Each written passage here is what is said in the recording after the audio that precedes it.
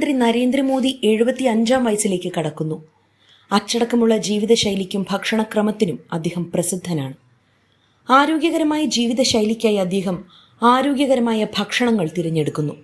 September 17-ന് 75-ാം പിറന്നാൾ ആഘോഷിച്ച മോദിയെ ഈ പ്രായത്തിലും അദ്ദേഹത്തെ ആരോഗ്യവാനും ഊർജ്ജസ്വലനുമായി നിലനിർത്തുന്ന ഭക്ഷണശീലങ്ങൾ പരിശോധിക്കാം.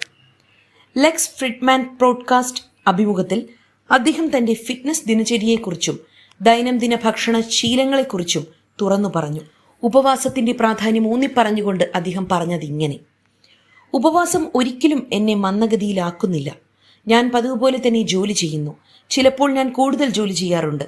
എൻ്റെ ചിന്തകൾ പ്രകടിപ്പിക്കേണ്ടി വരുമ്പോൾ അവ എവിടെ നിന്നാണ് വരുന്നതെന്നും എങ്ങനെ ഒഴുകുന്നുവെന്നും ഞാൻ അത്ഭുതപ്പെടാറുണ്ട്.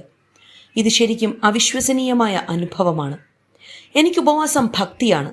എനിക്ക് ഉപവാസം ആത്മനിയന്ത്രണമാണ്.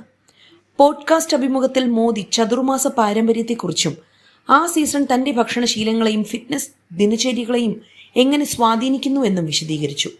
ജൂൺ പകുതി മുതൽ നവംബർ വരെ 24 മണിക്കൂറിനുള്ളിൽ ഒരു നേരം മാത്രമാണ് താൻ ഭക്ഷണം കഴിക്കുന്നതെന്ന് അദ്ദേഹം വെളിപ്പെടുത്തി. ഏകദേശം 4 മുതൽ 4.5 മാസത്തോളം 24 മണിക്കൂറിൽ ഒരു നേരം മാത്രം ഭക്ഷണം കഴിക്കുന്ന ഈ പാരമ്പര്യം താൻ പിന്തുടരുന്നുണ്ടെന്ന് അദ്ദേഹം കൂട്ടിച്ചേർത്തു.